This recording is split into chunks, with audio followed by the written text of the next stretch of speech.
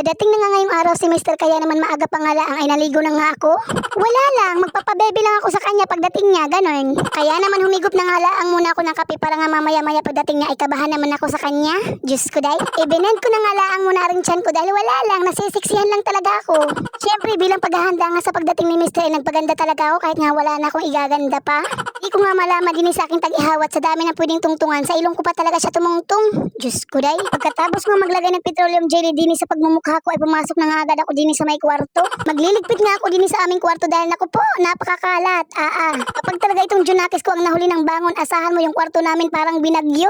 Wala na kasi ako ibang ginawa nga din sa kwarto kundi nga magligpit ng kanyang kinalat. Ay talaga namang manggigigil ka. Pero syempre kahit na nanggigil ka ay wala ka nang magagawa dahil makalat na nga, di ba? Tapos kapag inutusan mo nga na iligpit nga yung mga kinalat niya, hindi ka naman magiging satisfy. Ang ending, ikaw pa na magliligpit ng mga pinagkalatan niya. Ay, Diyos ko day, tulong. Hindi naman sa nagre-reklamo ako mga day, no? Dahil nanay naman din talaga ako, no?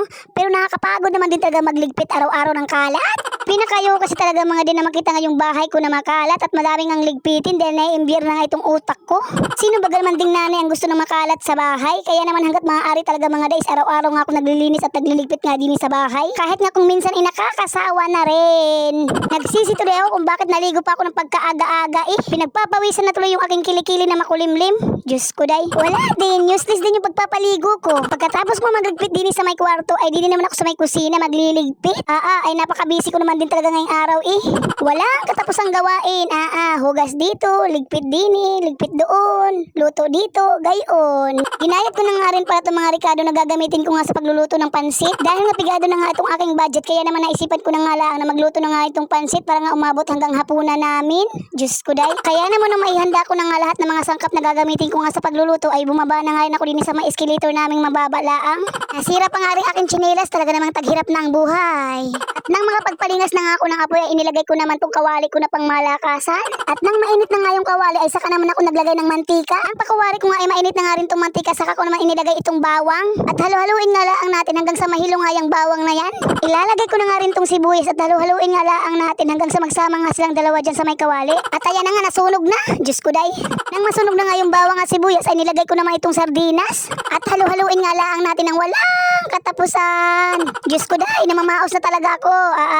Maglalagay na nga rin pala ako ng tubig at mga pampalasa katulad ng magic sarap, oyster sauce, toyo at iba pa.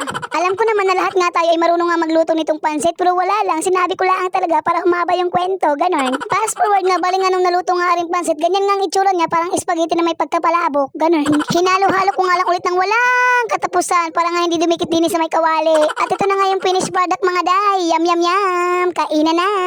Ay siya, hanggang dito na lang mga day dahil maghahatid pa nga ako ng pansit doon sa aking mga biyanan dahil mahal ko nga sila.